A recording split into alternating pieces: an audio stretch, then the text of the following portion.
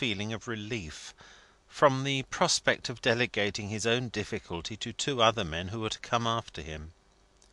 Be that as it may, he pursued his new track of thought with great ardour, and lost no time in begging George Vendale and Mr. Bintrey to meet him in Cripple Corner and share his confidence. "Being all three assembled with closed doors," said Mr. Bintrey, addressing the new partner on the occasion, "I wish to observe, before our friend and my client entrusts us with his further views, that I have endorsed what I understand from him to have been your advice, Mr. Vendale, and what would be the advice of every sensible man. I have told him that he positively must keep his secret. I have spoken with Mrs. Goldstraw, both in his presence and in his absence, and if anybody is to be trusted, which is a very large if, I think she is to be trusted to that extent. I have pointed out to our friend and my client that to set on foot random inquiries would not only be to raise the devil in the likeness of all the swindlers in the kingdom, but would also be to waste the estate. Now, you see, Mr. Vendale, our friend and my client does not desire to waste the estate, but, on the contrary, desires to husband it for what he considers (but I can't say I do) the rightful owner, if such rightful owner should ever be found. I am very much mistaken if he ever will be, but never mind that. Mr. Wilding and I are at least agreed that the estate is not to be wasted.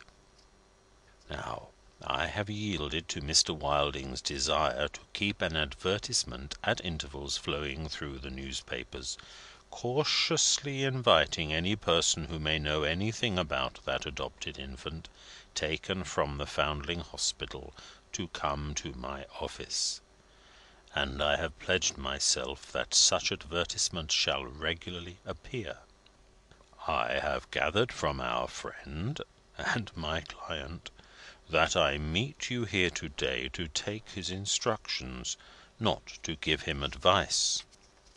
I am prepared to receive his instructions, and to respect his wishes. But you will please observe that this does not imply my approval of either as a matter of professional opinion." Thus Mr. Bintrey, talking quite as much at Wilding as to Vendale. And yet, in spite of his care for his client, he was so amused by his client's quixotic conduct as to eye him from time to time with twinkling eyes, in the light of a highly comical curiosity. "Nothing," observed Wilding, "can be clearer. I only wish my head were as clear as yours, Mr. Bintrey." "If you feel that singing in it coming on," hinted the lawyer, with an alarmed glance, "put it off. I mean the interview." "Not at all. I thank you," said Wilding. "What I was going to—" "Don't excite yourself, Mr. Wilding," urged the lawyer. "No, I wasn't going to," said the wine merchant. "Mr. Bintrey and George Vendale, would you have any hesitation or objection to become my joint trustees and executors, or can you at once consent?" "I consent," replied George Vendale readily. "I consent," said Bintrey, not so readily. "Thank you both. Mr. Bintrey, my instructions for my last will and testament are short and plain. Perhaps you will now have the goodness to take them down. I leave the whole of my real and personal estate, without any exception or reservation whatsoever, to you two, my joint trustees and executors, in trust, to pay over the whole to the true Walter Wilding, if he shall be found and identified within 2 years after the day of my death. Failing that, in trust to you two to pay over the whole as a benefaction and legacy to the Foundling Hospital." "Those are all your instructions, are they, Mr. Wilding?" demanded Bintrey, after a blank silence, during which nobody had looked at anybody. "The whole." And as to those instructions, you have absolutely made up your mind, Mr. Wilding?" "Absolutely, decidedly, finally."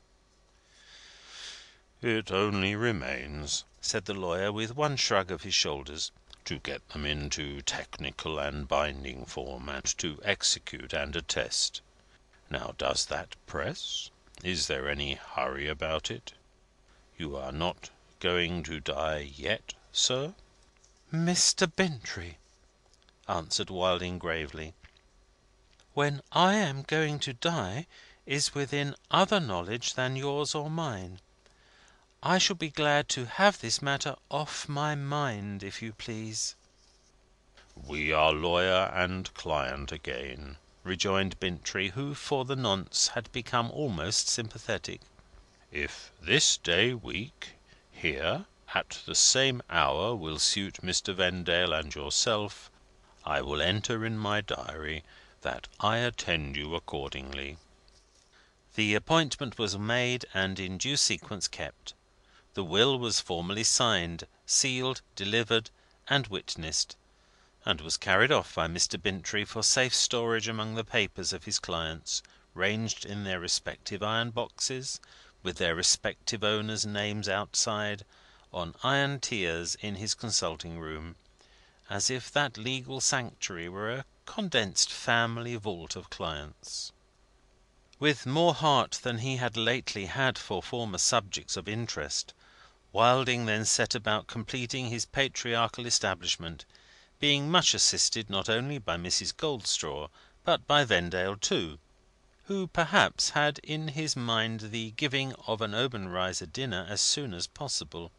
Anyhow, the establishment being reported in sound working order, the Obenreizers, guardian and ward, were invited to dinner, and Madame Dor was included in the invitation. If Vendale had been over head and ears in love before, a phrase not to be taken as implying the faintest doubt about it, this dinner plunged him down in love 10,000 fathoms deep. Yet, for the life of him, he could not get one word alone with charming Marguerite. So surely as a blessed moment seemed to come, Obenreizer, in his filmy state, would stand at Vendale's elbow, or the broad back of Madame Dor would appear before his eyes. That speechless matron was never seen in a front view, from the moment of her arrival until that of departure, except at dinner; and from the instant of her retirement to the drawing room, after a hearty participation in that meal, she turned her face to the wall again. Yet, through 4 or 5 delightful though distracting hours, Marguerite was to be seen, Marguerite was to be heard, Marguerite was to be occasionally touched.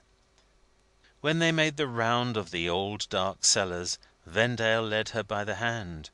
When she sang to him in the lighted room at night, Vendale, standing by her, held her relinquished gloves, and would have bartered them against every drop of the 45-year-old, though it had been 45 times 45 years old, and its net price 45 times £45 per dozen.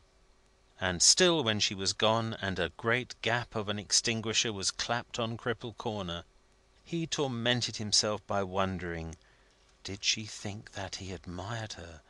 Did she think that he adored her? Did she suspect that she had won him heart and soul? Did she care to think at all about it? And so, did she, and didn't she, up and down the gamut, and above the line and below the line? Dear, dear! Poor restless heart of humanity, to think that the men who were mummies thousands of years ago did the same, and ever found the secret how to be quiet after it! "What do you think, George," Wilding asked him next day, "of Mr. Obenreizer? I won't ask you what you think of Miss Obenreizer." "I don't know," said Vendale, "and I never did know, what to think of him." "He is well informed and clever," said Wilding. "Certainly clever." A good